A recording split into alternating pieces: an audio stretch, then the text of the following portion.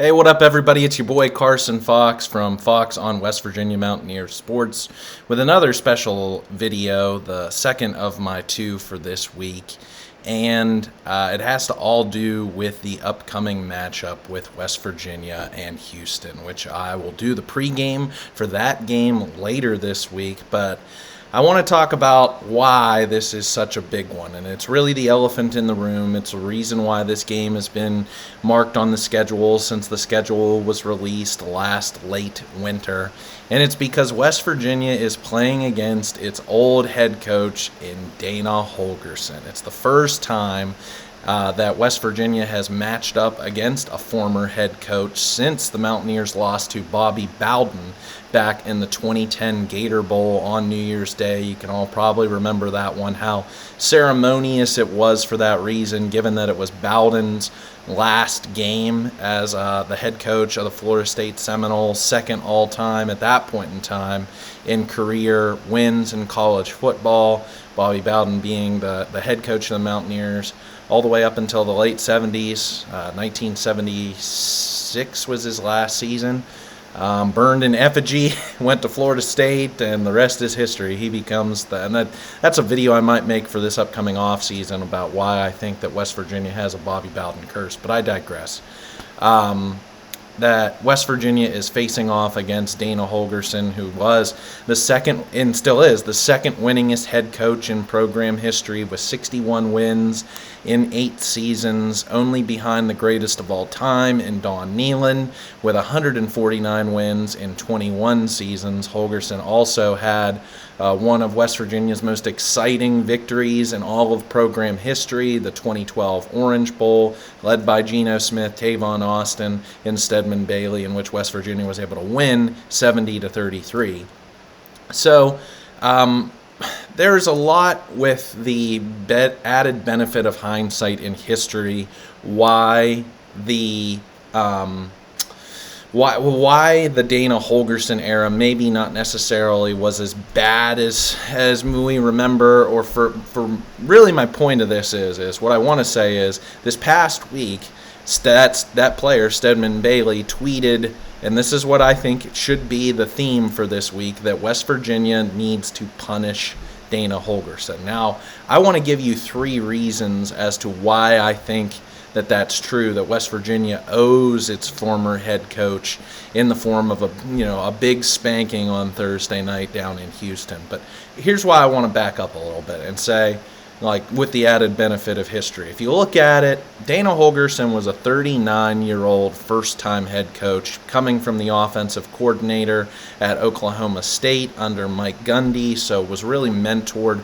was really ready to be a head coach at the time, but maybe not necessarily because he could never put 2 and 2 together between having a great offense and a great defense. He was never really attentive enough to the defensive side of the ball until he hired, I'm blanking on his name, Tony Gibson, from who is now the defensive coordinator at NC State, a West Virginia native, former coach under the Rich Rodriguez regime on the defensive side of the ball, hired him back as the defensive coordinator in 2014 after just a dreadful start for the Mountaineer defense at the beginning of the 2010s. But some of the early tenured losses for Dana Holgorsen after winning the Orange Bowl in the 2011 season, the number one game that comes to my mind about not being attentive to details was against Kansas State in 2015, when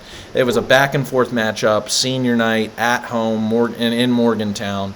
And really for Clint Trickett and the crew, who had played really, really hard all season long in 2015. This was the first year of Skylar Howard, not Clint Trickett. But, finally you have a good season in 2014. Didn't come up, as great as it could have been in 2014 when you were ranked and playing TCU and lost at home. But the next year, it's senior day against Kansas State. Kansas State's down to its 4th-string quarterback, who happened to be a wide receiver in the field. And West, everyone knew it in the entire stadium, the announcers, you name it, that the best player for Kansas State at that game was Morgan Burns, its kickoff returner. And what do you know? West Virginia kicks off to him. He returns it for a touchdown, and Kansas State ends up winning the ball game by 1 point. So it's like those little type of details that Dana Holgorsen never had in the complete package, in addition to never beating Oklahoma, in addition to never winning the conference title. He had really very few big wins as head coach of the Mountaineers. I know Baylor at home, a top 10 win, was huge in 2014. In 2017, the game on the road 2018 on the road at Texas. You know, we want to win the ball game. We want to win the ball game.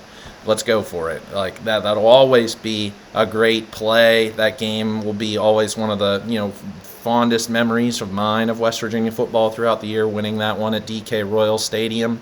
And also the 2012 season had the win at Texas too, but ultimately fell apart, losing, going to a 7-6 season on the year that year. That was just fell apart after being in the top 10 in the country. Did have the 10-win season in 2016. So there were these elements to West Virginia being stabilized from the free fall, really falling too far in the Big 12, transitioning from the Big East Conference at the Big 12, that I guess ultimately you have to respect and be thankful for from Dana Holgorsen for that time period. Again, you didn't have the highest of highs. You did in the Orange Bowl, but again, that was your last year in the Big East, then transitioning into the Big 12. I know it was a whole new beast, but that's what I'm saying is I think that the same thing that West Virginia was going through in those transition years in like 2012, 2013, are what these four newcomers to the Big 12 are experiencing this season in BYU, Cincinnati, Houston, and Central Florida. So, Dana never did anything to keep West Virginia so high. Only 3 8 or more win seasons during his tenure. And 3 and 8 seasons, and what's West Virginia had since. But there are really 3 things, now I've pontificated on this enough, that I think that I want to really grill Dana Holgorsen for. And these, I feel like, are the 3 pillars that can, bring credence to what Stedman Bailey said. And when West Virginia is playing this game on Thursday night, I hope in the back of Neil Brown's mind and so many others that there are some things that Dana Holgorsen really needs to pay for, that he hasn't paid his his pound of flesh for the things that happened in late 2018. So I'll start that there off. Number 1 is the way that he left in 2018. Similarly to, in a way, to Rich Rodriguez leaving for Michigan in 2007, the way that you go about it as a head coach is sometimes worse than really what you do. And if you look back on it, and this is something that still stands the test of time to this day, is West Virginia hasn't paid its head football coaches in the upper echelon of top 25 head coaches, since before, Rich Rodriguez, and that was obviously the complaint of his, and paying his assistants and facilities and all of this in the mid-2000s. But, West Virginia did make a strong investment, not only bringing in Oliver Luck making this investment in Dana Holgorsen in 2011 when Holgorsen was brought in as the coach in waiting and then eventually became the head coach, filling in for Bill Stewart, who was let go after the controversy surrounding that. But, West Virginia inked Holgorsen to a 6-year deal, which was an average payouts of around $2.3 million per year back in 2012 after Holgorsen won the Orange Bowl for West Virginia. And then again extended him after that 10-win season in 2016. In 2016, he made still $2.9 million. So while the average was there, the number was going up in 2016. So then in 2016, he was inked to what was a 5-year extension that was supposed to pay him through 2021 when he was slated to make around $4 million. But at that point in time, the average per year payout for Holgorsen was $3.5 million. So I looked this up back in 2018, and can still 5 years later now with Neil Brown, is West Virginia was not paying its head coach, then Dana Holgorsen, like a top 25 head coach. And this was, again, remember, if you recall, before Neil Brown got all of the facility upgrades that came to the Pushkar Center and the practice and the practice field, the locker room, all this. So I think what Holgorsen was feeling at the end of the 2018 season was, I want to be paid like a top 25 head coach. But here's the thing, is West Virginia really kind of disappointed in 2018. That was supposed to be the year. That was supposed to be, then never beating Oklahoma. And we know how conservative to a fault Shane Lyons was as an athletic director, that he was not paying Dana Holgorsen. Now, I also, I'm coming at it on Dana Holgorsen's, on Shane Lyons' side against Dana Holgorsen, is Holgorsen did nothing in 2018, because if you recall, the NC State game, which was supposed to be their critical non-conference game, was canceled because of a hurricane. So you didn't get to play that game. You didn't beat Oklahoma State, who was a 6-6 team, and you didn't beat Iowa State on the road. So given how mediocre, and then Greer was graduating, so he was going to the NFL. Didn't win the bowl game against Syracuse. Just the 2018 season just ended like, a wet fart out there. And then after that, you come to Lions and say, hey, I want an extension. I want more money. So that was part of it, that he never really deserved any sort of an extension. And so it, makes it the case, and at least I made this argument whenever he left, writing an article, which I still think was one of my better pieces, for what was then WV Nation, which is now West Virginia Sports Illustrated, was that Holgorsen never really cared for Morgantown, never really cared about West Virginia, was a me-first guy, just really used West Virginia as a stepping stone.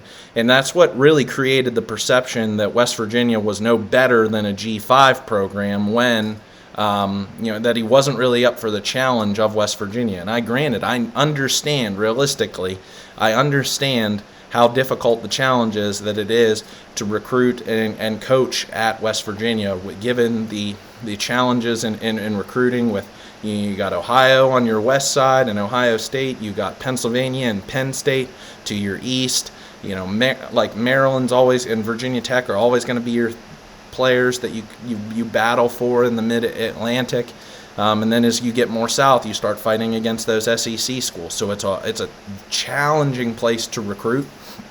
It always has been, but to just show that you weren't up for the challenge, it really created this perception that Holgorsen was a me first kind of guy, especially given some of my other points that I'll mention in a second.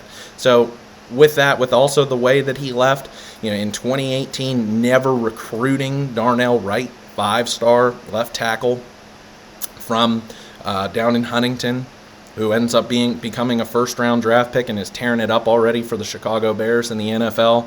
Not recruiting Brenton Strange, 4-star tight end, who ended up going to Penn State. Doug Nestor going to Virginia Tech, who's now thankfully back with the Mountaineers. But, the line that, I'm not going to get it exactly word for word, but we were never going to win the Big 12 recruiting in-state West Virginia kids. That was just false. That was just a cop-out for Holgorsen's lack of recruiting, especially once Will Grier, was signed to West Virginia. He really had his exit plan. He really had, if shit hit the fan, that he was just going to depart. And with his boy Tillman Fertitta down in Houston. So, and even if you look at the year before, so the year that West Virginia got Grier, but 2 years in a row, 2018 and then 2017, West Virginia missed out on 3 of the top 4 recruits from the Mountain State. Looking at number 1, I don't really remember any of these 3 players, but again, the perception is you don't care about recruiting in-state kids. Just isn't going to fly at West Virginia. West Virginia in 27 missed out on the number 1 recruit in West Virginia, Billy Ross, 3-star offensive lineman who went to North Carolina. The number 3 recruit in West Virginia, Riley Locklear, who went to Tennessee, another 3-star offensive lineman. And then number 4 player, a 3-star offensive lineman, Seth Stewart, who ended up going to LSU. And then something I just tweeted about this last week. I'm still pissed to this day that West Virginia Holgorsen never tried recruiting Kenneth Murray, who ended up tearing up West Virginia at linebacker for Oklahoma. Always grew up as a Mountaineer fan. I think it was either his grandfather or his uncle played for the Mountaineers. He'd always wanted to be a Mountaineer, watching the old Pat White, Steve Slayton days, and Tavon Austin, Geno Smith, and he was never recruited. So it was just that all mixed up in one. The not attention to recruiting, the me first mentality on his contract status, and then leaving for Houston.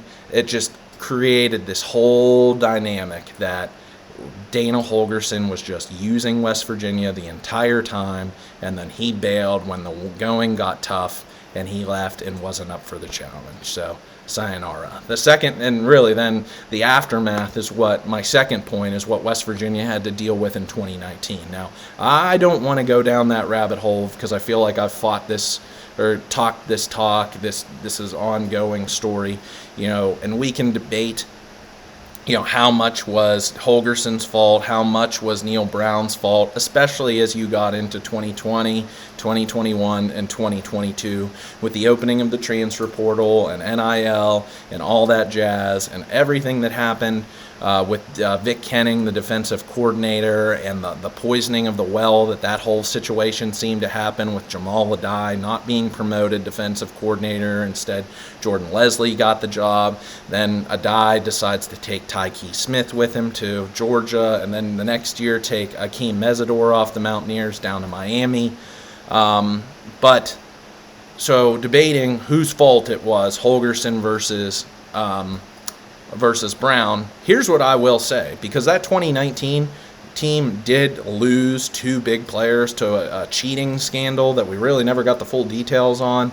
Kenny Robinson, Marcus Sims, two guys who were really, at least in Robinson had much more time to play. He was I think a true sophomore at that point in 2019 that West Virginia lost out on. And then Marcus Sims was the third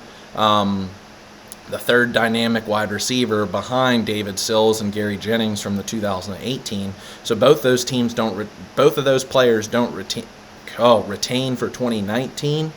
So I really do think that at the end of the day cost the 2019 Mountaineers at least a win. I think that those players meant that much for the overall team. But what I will say is how the cupboard was left bare for the Mountaineers in 2019 at two very important positions. Across the offensive line, I know that you still had a Colton McKivitz at left tackle who then ended up getting drafted in the 5th or 6th round and going to the NFL, but behind him, the guys who were, first and second year guys on the roster, many of whom were not Division I Power 5 players. They just truly weren't. James Gamitter, I feel like, is the one guy who ended up proving himself and developing later on in his years for the Mountaineers. But you look across that roster from back in the 2019 season, and once those guys got into 2020 and 2021, this team compounding with the quarterback. So we know about Austin Kendall, we know about Jared Deggy. And then it really took, Garrett Green getting finally his shot this year in 2023. So for that 2019 through 2022, you tried, or at least 2021 with Deggy, you tried everything you could between the two of them. And then last year going to JT Daniels and spending way too much on NIL money to bring JT Daniels in here and lead the program forward. So mistakes were made across both coaches. But what I will say is I think Holgorsen left the cupboard a lot barer than people would argue in 2019 that affected the program that year and then eventually down the road in 2021. So that's point number 2. And then number 3 was Holgorsen really destroying the rapport between the Big East era WVU alumni and the football program.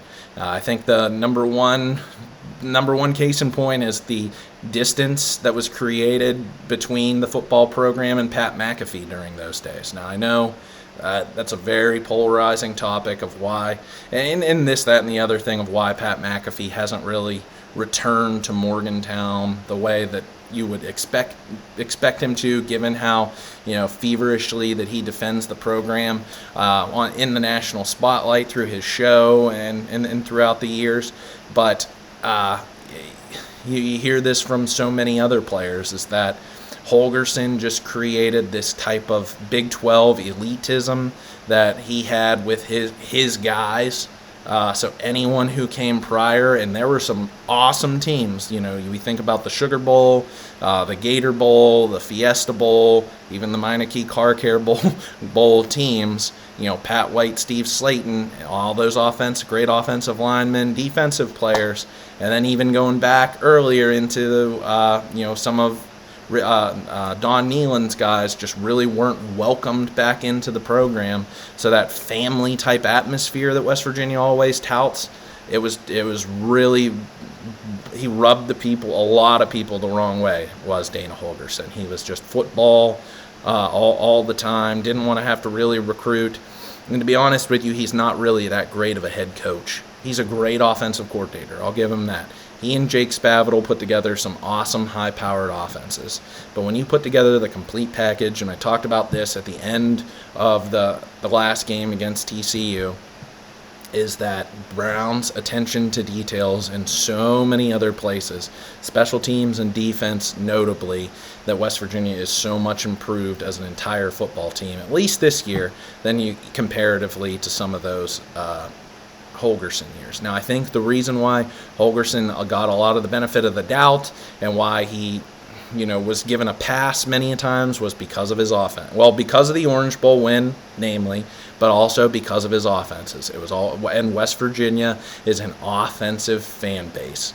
You want to see points scored, you want to see high-flying offense, and that's what Holgorsen brought to the table. Even though he could never develop his own quarterback that he recruited out of high school, it always had to be somebody else's in the form of Clint Trickett, Skylar Howard, and then Will Greer, or even Geno Smith, who wasn't his, that was one of Bill Stewart's guys.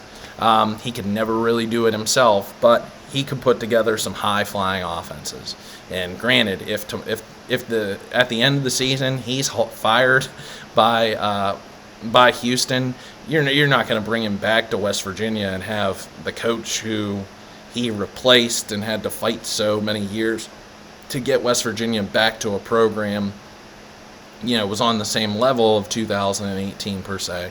You can't bring back the old head coach, but I'd love to have his playbook, his skills of calling the game. I think if you could have everything but the character himself, Dana Holgorsen, you'd love to have the coach at least on your team and trying to draw up those, that type of new age offense that West Virginia so desperately has wanted to have over the last 4.5 seasons. So that's all I got to say about that, is that for as much good as Dana Holgorsen did in stabilizing the program, cutting his teeth, learning a lot of lessons as a first-time head coach at WVU, he did those three big things back in 2018 that affected 2019 and beyond, that are reasons why West Virginia needs to punish him and Houston this upcoming week. So thanks for tuning in for this video. I'd love to hear if you agree with me. You can either comment here on YouTube or tweet at me, and then tune in later and subscribe if you like the content on this channel that you can find. So I'll be back later this week, and we'll preview this matchup, the Cougars versus the Mountaineers, Thursday night on the road. Hail West Virginia, let's go.